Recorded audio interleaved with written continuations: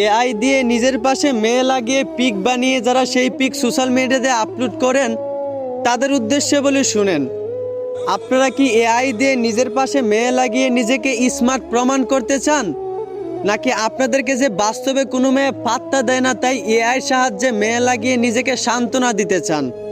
আমি বুঝলাম না ভাই, আপনারা কি বাস্তবে কোনো মেয়ে খুঁজে পান না, নাকি আপনাদের যোগ্যতা নাই?